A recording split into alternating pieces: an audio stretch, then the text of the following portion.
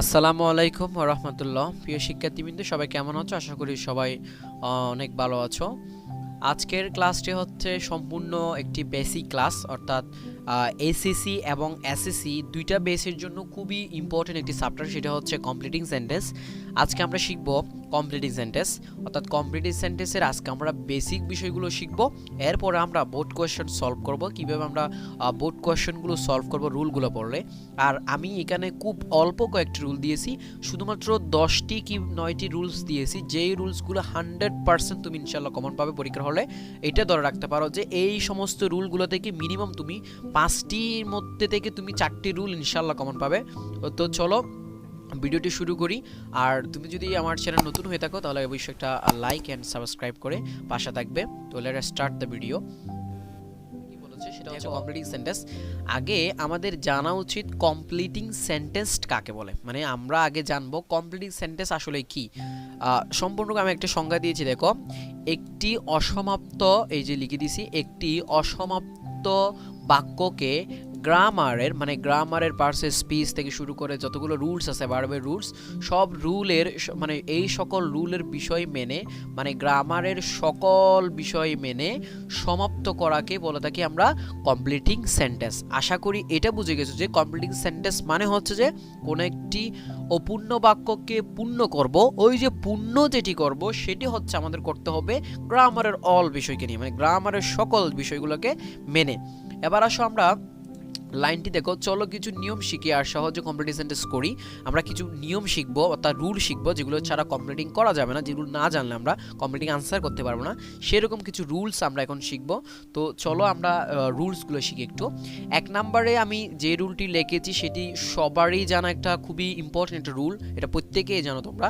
সেটা হচ্ছে would you mind, মানে হচ্ছে উড ইউ মাইন্ডের বাংলার অর্থ হচ্ছে তুমি কিংবা আপনি কিছু মনে করবেন, মানে তুমি কি কিছু মনে করবে, উড ইউ মাইন্ড, অথবা আপনি কি কিছু মনে করবেন বা আপনি কি কিছু মনে করেছেন, ওরকম অর্থে কিন্তু উড ইউ মাইন্ড। জাস্ট এতটুকু মাথায় রাখো। তুমি ইংলিশে আরেকটা আমি তোমাকে সহজ অর্থ বলি, সেটা হচ্ছে ইংলিশে তুমি একটা বিষয় জানো যে দুইটি ভার্ব যদি একসাথে হয়, পরের ভার্বের সাথে আইএনজি হয়, তো মাইন্ড শব্দটার অর্থ কিন্তু হচ্ছে যে মাইন্ড মানে হচ্ছে মনে করা, এটা একটা মাথায় রাখবা।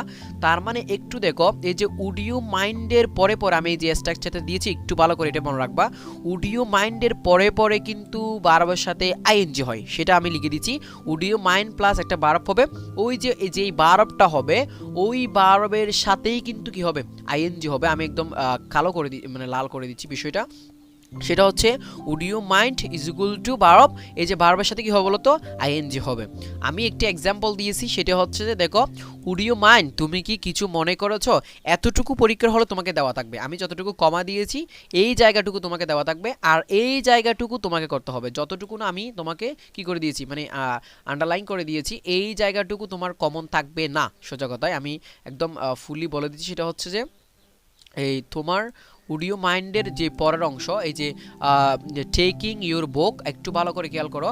উড ইউ মাইন্ড, তুমি কি কিছু মনে করেছো, এতটুকু তোমার পরীক্ষা হলে দেবে যে দেওয়া থাকে। তো তুমি একটা সুন্দর করে একটা বাক্য লিখতে পারবে না, যে একটা ভার্ব থাকবে, ওই ভার্বের সাথে কি হবে, আইএনজি হবে। তো লিখে দিলাম আমি আইএনজি, ইউর বুক, মানে তুমি কি কিছু মনে করবে, তোমার বুকটি যদি আমি নিই বা তোমার বুকটি যদি আমি নিই, তুমি কি কিছু মনে করবে, এরকম অর্থটা হচ্ছে উড ইউ মাইন্ডের ক্ষেত্রে। ওকে, এটা মনে থাকবে। এবার আমি আরো একটি কিন্তু তুমি নিজে করার জন্য দিয়েছি, সেটা হচ্ছে ইউ ডু, তুমি করো, সেটা হচ্ছে উড ইউ মাইন্ড, এটা তুমি নিজে করার চেষ্টা করবে, আমি এটা বলতেছি না, কারণ উড ইউ মাইন্ড দিয়ে আমি অলরেডি একটা করে দিয়েছি, সেটা হচ্ছে would you mind taking your book, মানে তোমার বইটি নিয়েছি তাই বলে কি তুমি কিছু মনে করেছো। অথবা এরকমও হতে পারে, উড ইউ মাইন্ড, তুমি কি কিছু মনে করেছো, আচ্ছা ড্রিঙ্কিং এ কাপ অফ টি, মানে আমি 1 কাপ চা খেয়েছি, আমি কিন্তু ড্রিঙ্কের সাথে আইএনজি লাগিয়েছি, কেন লাগিয়েছি, কারণ মাইন্ডের পর পর সাথে আইএনজি হয়, এটার জন্য আমি উড ইউ মাইন্ড, তুমি কি কিছু মনে করেছো যে ড্রিঙ্কিং এ কাপ অফ টি, আমি 1 কাপ চা খেয়েছি, এটার জন্য কি তুমি কিছু মনে করেছো। ঠিক সেম ওভাবে তুমি নিচের যেটা আমি দিয়েছি, এটা তুমি নিজে করবে, একদম নিজে বুঝে বুঝে করবে, তখন তুমি বুঝতে পারবে যে আসলে এগুলো কিভাবে হয়। এবার রুল নাম্বার 2তে আমরা যেটা শিখবো সেটা হচ্ছে খুবই মোস্ট বলতে গেলে এটা এসএসসি থেকে শুরু করে ইন্টার লেভেলের, অর্থাৎ ইন্টারমিডিয়েট পর্যন্ত এই রুলটাই সবচেয়ে বেশি আসে গ্রামারের। এটা হচ্ছে সো দ্যাট এর রুল। সো দ্যাট আকারও আসতে পারে রুলসটি, আবার এটা হচ্ছে তোমার ইন অর্ডার টু আকারও আসতে পারে। মানে সো দ্যাট যেমন আসতে পারে ঠিক সেম বিষয়টা কিন্তু ইন অর্ডার টু দিয়েও আসতে পারে, যেটা তোমার খুবই মনে রাখা দরকার যে সো দ্যাট না দিয়ে তোমাকে ইন অর্ডার টুও দিতে পারে। অনেক এক্সামে দেখছি আমরা, সেটা হচ্ছে ইন অর্ডার টু আসে। এবার আসো এই সো দ্যাটের বাংলা মিনিংটা লিখে দিয়েছি আমি হচ্ছে যাতে, আর ইন অর্ডার টুর বাংলা হচ্ছে যাতে, দুটোটারই অর্থ হচ্ছে যাতে। মূলত এগুলো সো দ্যাট এবং ইন অর্ডার টু বসা হচ্ছে উদ্দেশ্য বোঝাতে। এক কথায় একদম ক্লিয়ারলি বুঝে নিবা, সেটা হচ্ছে সো দ্যাট এবং ইন অর্ডার টু বসা একমাত্র উদ্দেশ্য বোঝাতে। এবার আসো সো দ্যাট এবং ইন অর্ডার টু কীভাবে থাকে। তোমাকে সো দ্যাট পর্যন্ত পরীক্ষার হলে দেওয়া থাকে, মানে তোমাকে সো দ্যাট পর্যন্ত পরীক্ষার হলে একদম দেওয়া থাকবে। সো দ্যাট আমি আগে বলে দিচ্ছি, এখনও বলে দিচ্ছি, সো দ্যাট পর্যন্ত কিন্তু পরীক্ষার হলে তোমাকে দেওয়া থাকবে। এখন এই সো দ্যাট পর্যন্ত যেহেতু দেওয়া থাকবে, তোমাকে মনে রাখতে হবে এর পরের অংশটা, মানে সো দ্যাটের পরের অংশটা তোমাকে মনে রাখতে হবে। তুমি একটু খেয়াল করে দেখো আমি সো দ্যাট পরে কি লিখছি দেখো। সো দ্যাটের আগে যে অংশটা থাকে সেখানে একটা সাবজেক্ট থাকতে পারে, একটি ভার্ব থাকতে পারে। এখন ডিপেন্ড করে সো দ্যাটের একটা ভার্ব থাকবে, বাকি অংশ কিছুটা দিতে মানে বাকি একটা অংশ থাকে, এক্সেক্টিভ হতে পারে কিংবা অ্যাডভার্ব হতে পারে। দেখো এই যে একটু চিন্তা ভাবনা করো তো, এখানে আমি সো দ্যাটের পরে যে অংশটা লিখছি তোমাকে মনে রাখতে হবে এই বিষয়টা, মানে একদম ক্লিয়ার কাট কথা। সেটা হচ্ছে যে তুমি মনে রাখবে হচ্ছে সো দ্যাটের পরের অংশটা, মানে সো দ্যাটের এই যে অংশটা আমি কালার করে দিয়েছি, এই অংশটা হচ্ছে তোমার মনে রাখতে হবে যে এই অংশে সো দ্যাটের পরে একটি সাবজেক্ট হয়, মানে আমি সাবজেক্ট টু নামে লিখে দিয়েছি, এটা একটা সাবজেক্ট হয়, মানে একটা সাবজেক্ট আসবে, এরপরে ক্যান অথবা মে আসবে, অথবা ক্যান অথবা কি আসবে বলতো, মে আসবে, এরপরে হচ্ছে যে একটা মেইন ভার্ব বসবে। এতটুকু কথা মাথায় রাখবা। তোমাকে পরবর্তীগুলো আমি বুঝাচ্ছি, সো দ্যাটের অন্য একটা নিয়ম আছে সেটাও আমি তোমাকে বুঝাবো।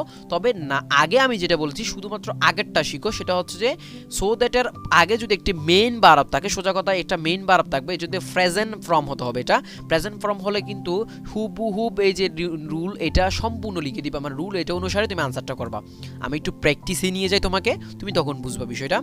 দেখো এই যে সো দ্যাট পর্যন্ত তোমার পরীক্ষার হলে, আমি আগে বলতেছি এখনো বলতেছি, সো দ্যাট পর্যন্ত তোমার পরীক্ষার হলে দেওয়া থাকবে এতটুকু। মানে এই যে আমি বলছি উই শুড আমাদের উচিত, টেক আ রেস্ট আমাদের বিশ্রাম নেওয়া উচিত, এই অর্থে।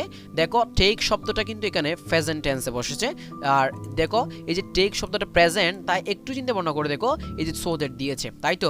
এখন সো দ্যাটের পরে কি বসাবা সেটাই তোমার এখন মূল উদ্দেশ্য। এখন সো দ্যাটের আগে যেটা বলেছে সেটা অনুসারে সো দ্যাটের পরের অংশটা হয়, মানে কমপ্লিটিং মানে তুমি যা ইচ্ছে তাই লিখবে ওটা নয়। কমপ্লিটিং শব্দটার মানে হচ্ছে যে তুমি লিখবা, এটা যুক্তিসঙ্গত হতে হবে। এখন দেখো সেটা আমি দেখাচ্ছি তোমাকে। দেখো উই শুড আমাদের উচিত, টেক এ রেস্ট আমাদের অর্থাৎ বিশ্রাম নেওয়া উচিত, সো দ্যাট যাতে। আচ্ছা আমাদের বিশ্রাম নেওয়া উচিত যাতে আমরা কি করতে পারি বলো তো, যাতে করে আমরা অধিকতর অধিক কাজ করতে পারি বা আমাদের কাজে মনোযোগী হতে পারি মতো করে আমরা রেস্ট নিতে পারি। আমরা যদি রেস্ট না নিই আমরা কিভাবে কাজ করব, তাই না? এখন হতে পারে আমাদের রেস্ট নিতে হবে বেশি বেশি করে সফলতা অর্জন করার জন্য, কিন্তু আমাদের রেস্টের বিষয়টা কিন্তু আমাদের মানে প্রতিটা বিষয়ের সাথে জড়িত। আমাদের শরীর মানে ঠিক থাকতেও কিন্তু আমাদের রেস্ট নিতে হবে। এখন দেখো আমি একটা সহজ উদাহরণ দিয়েছি তোমাকে, সেটা হচ্ছে সো দ্যাট মানে we should take a rest so that যাতে, দেখো যাতে উই ক্যান, মানে আমি বলছি দেখো উই মানে হচ্ছে সাবজেক্টটা দিলাম আমি, এই যে সাবজেক্ট টু, আমি কিন্তু এই যে দেখো এই যে উইটে যেটা দেখতে পাচ্ছ তুমি, এই উইটাকে কিন্তু আমি এই জায়গায় সাবজেক্টটা নিয়ে আসছি, মানে এইটাকে এক নাম্বার সাবজেক্ট করতে পারো তুমি, মানে এটা হচ্ছে এক নাম্বার সাবজেক্ট আর এটা হচ্ছে দুই নাম্বার সাবজেক্ট। তার মানে এই যে উইটা এখানেও ইউজ হয়েছে প্লাস এইখানেও ইউজ করেছি আমি, দেখতে পাচ্ছ তোমরা। তার মানে সো দ্যাট এর একটা সাবজেক্ট বসালাম, তার মানে এই কাজটা শেষ করলাম আমি, তাই না? এবার আসো এই কাজটা করার পরে আমার পরবর্তী কাজ হচ্ছে কি ক্যান অথবা মে, তুমি যে কোনো একটা নিয়ে আসো। আমি যেহেতু উই ক্যানটাই আমি আনলাম, তাহলে উই ক্যান এতটুকু আমি আনছি, একটা মেইন ভার্ব দরকার। তো আমরা যেহেতু রেস্ট নিব তো আমি এটা লিখলাম, তো ওয়ার্ক আমি একটা ওয়ার্ড দিলাম যে হচ্ছে উই ক্যান ওয়ার্ক। এতটুকু দিয়েও যদি তুমি একটা ফুল স্টপ দিয়ে যাও তাহলে তোমার আনসারটা হয়ে যাবে, মানে এতটুকু দিও। আমি একটা ফ্রেজ ইউজ করছি সেটা হচ্ছে মোর অ্যান্ড মোর, এটা একটা ফ্রেজ অধিকতর অধিক, যে উই ক্যান ওয়ার্ক আমরা কাজ করতে পারি, আমরা রেস্ট নিলেই আমরা কাজ করতে পারি, যাতে করে মোর অ্যান্ড মোর মানে আমরা যাতে করে বেশি বেশি কাজ করতে পারি, ওর জন্য আমাদের রেস্টের প্রয়োজন। এতটুকু বিষয়টা তুমি মাথায় রাখবে। এরপরে আমি যে ওয়ার্ডটা দিয়েছি, যেটা উদাহরণটা দিয়েছি সেটা হচ্ছে তুমি নিজে করবে। এই উদাহরণটা তোমার নিজের জন্য দিয়েছি আমি।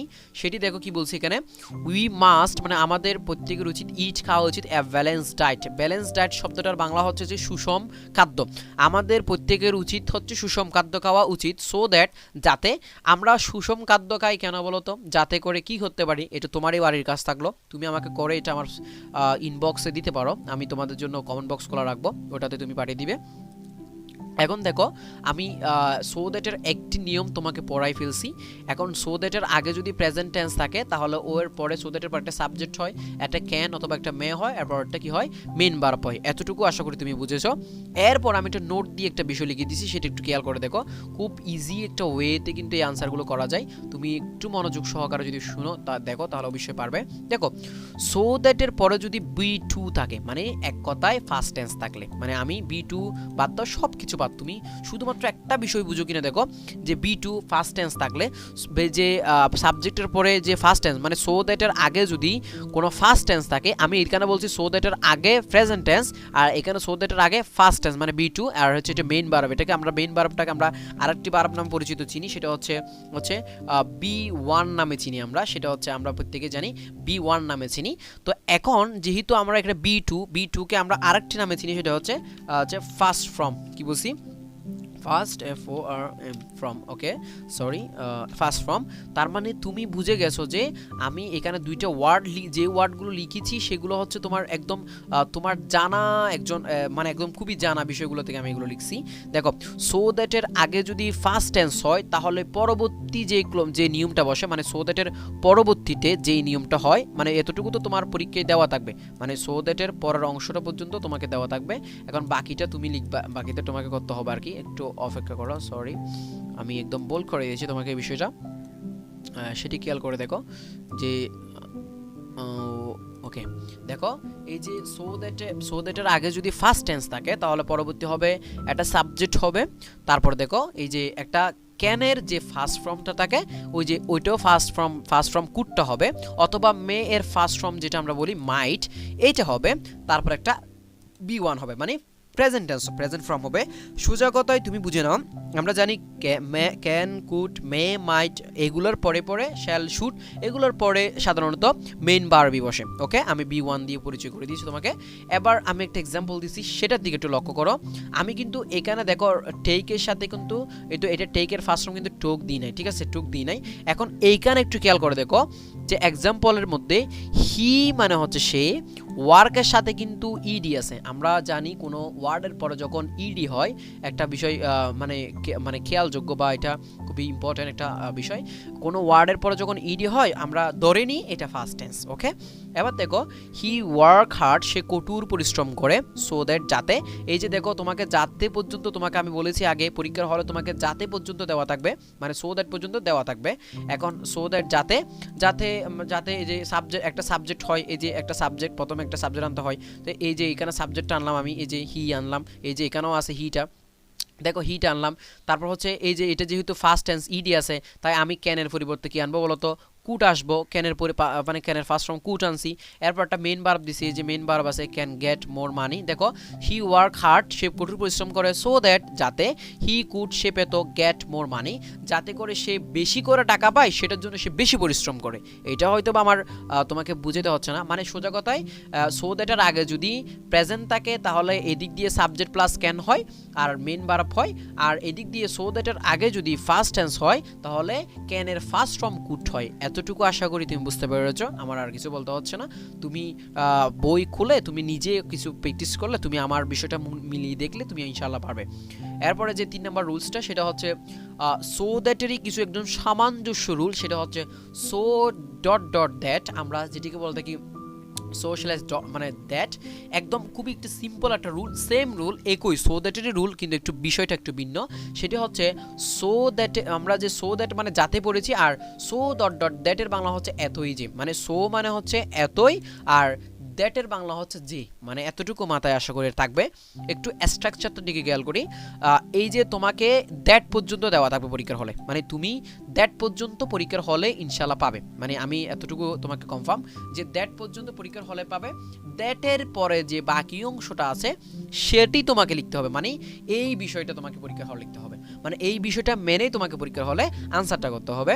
মানে সো দ্যাটের আগে মানে হচ্ছে যে যেগুলো থাকে আমি আগে লিখে দিছি, এগুলো মুখস্থ না রাখলেও হবে, তবে যে so that so dot dot দ্যাটের যদি রুল আছে তাহলে তোমাকে বুঝতে হবে যে আমাকে একটা বিষয় মাথায় রাখতে হবে, সেটা হচ্ছে একটা সাবজেক্ট বসাতে হবে, একটা ক্যাট নট বসাতে হবে, না হলে কুড নট বসাতে হবে। আমরা জানি ক্যাট নট বসা হচ্ছে প্রেজেন্ট টেন্সের জন্য, মানে প্রেজেন্ট টেন্স কখন হবে, এই যে দেখতে পাচ্ছ সো এর আগে একটা বার বসে, সো এর আগের বারটা যদি ইস হয় তাহলে এখানে এই যে দ্যাটের পরিবর্তে সাবজেক্টের পরে একটা কি হবে, ক্যান হবে। আর এই যে সো এর আগের বারটা যদি ওয়াস হয় তাহলে অবশ্যই এটা কুড হবে, মানে ক্যানের ফার্স্ট ফর্ম কুড হবে। এটা আশা করি বুঝতে পারছো।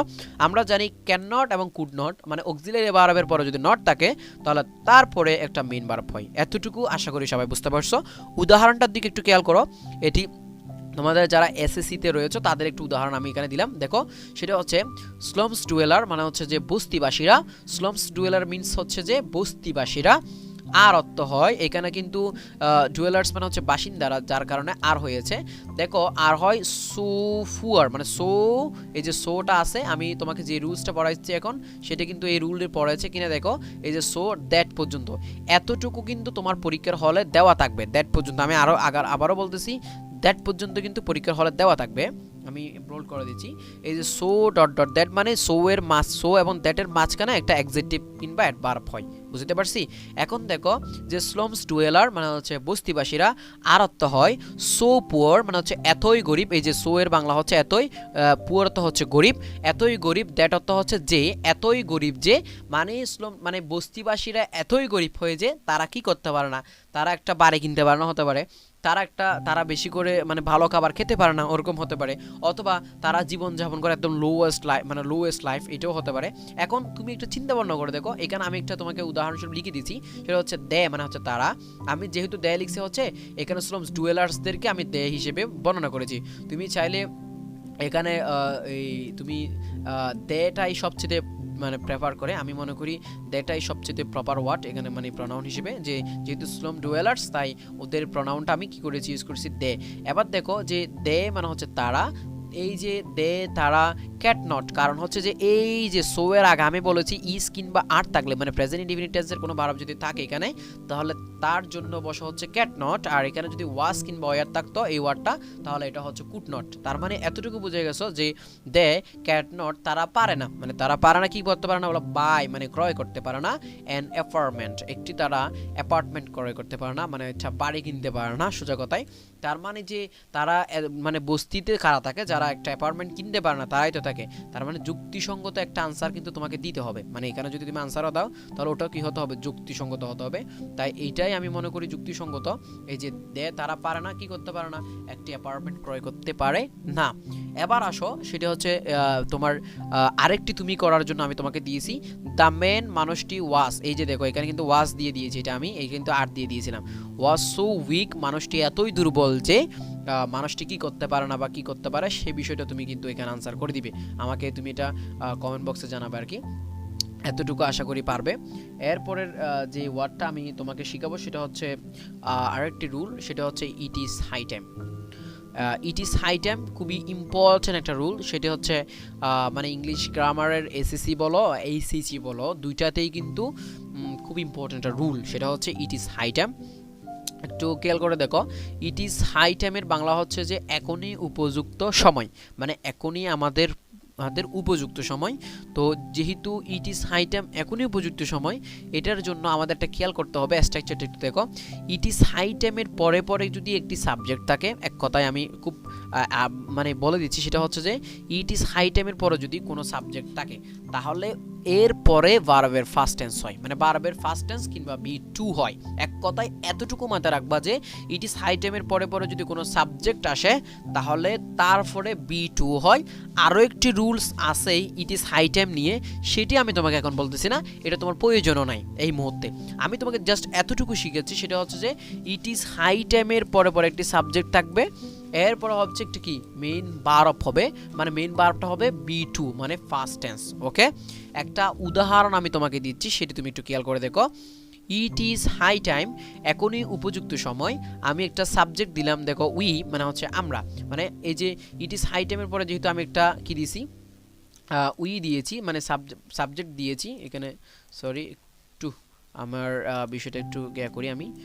ইট ইজ উই দিয়েছি, দেখো ইট ইজ হাই টাইম, এখনই উপযুক্ত সময়। উই আমাদের কি করা উচিত, স্টাডিড। এই যে দেখো স্টাডিডের পরে আমি বলেছি আগো, এই যে ইডি থাকলে কোনো ওয়ার্ডের পরে তাহলে তার এই যে সেটা হচ্ছে ফার্স্ট টেন্স। এটা আমি আগেও বলেছি, এখনও বলতেছি, কোনো ওয়ার্ডের শেষে যদি ইডি থাকে তাহলে ওটা ফার্স্ট টেন্স। তার মানে তোমার রুলসের সাথে মিলে কিনে দেখো যে সেটা হচ্ছে যে সাবজেক্টের পরে একটা বি টু। এই যে দেখো উই স্টাডিড হার্ড, এখনই উপযুক্ত সময় আমাদের কঠোর পড়ালেখা করা, আমাদের বেশি বেশি পড়ালেখা করার, এতটুকু। এটা চিটাগং বোর্ড 2017 সালে আসছিল, মানে 2017-এ। এরপরে দেখো কি বলছে, আরও দুইটা আমি তোমাদের জন্য দিয়ে দিচ্ছি, সেটা হচ্ছে অল বোর্ড 2018, মানে হচ্ছে 2018 সাল, এবং হচ্ছে চট্টগ্রাম 19 সাল। এই দুইটা আমি দিয়েছি, তোমরা এই দুইটা করবে। ইট ইজ হাই টাইম দিয়ে তোমাদের ইচ্ছা মতন, আমি যেটা দেখাইছি তোমাদেরকে, এই যে একটা উই দিবা, এই যে উই দিয়ে, কিংবা আরটা তুমি যেইটা ইচ্ছা, গভর্নমেন্ট দিতে পারো, তুমি অনেক কিছু দেওয়া যায়, দিয়ে একটা বারবার ফার্স্ট টেন্স হল একটা যুক্তিসঙ্গত রেখে ওরকম একটা সেন্টেন্স লিখে দিলে আনসারটা হয়ে যাবে। আশা করি এতটুকু তুমি মাথায় বুঝেছো, মানে তোমার আয়ত্ত এসেছে, ইনশাল্লাহ তুমি পারবে। ইট ইজ হাই টাইম দিয়ে কোনো সেন্টেন্স আসলে অবশ্যই তুমি পারবে, এতটুকু মাথায় রাখবে। সাবজেক্টের পর একটা বি টু হয়, শেষ। এরপরে লেস্টের রুল, দেখো লেস্ট শব্দটার বাংলাটা হচ্ছে যেতে না যেতে অথবা এই বইয়ে, মানে একটা বইয়ে অর্থ কাজ করে।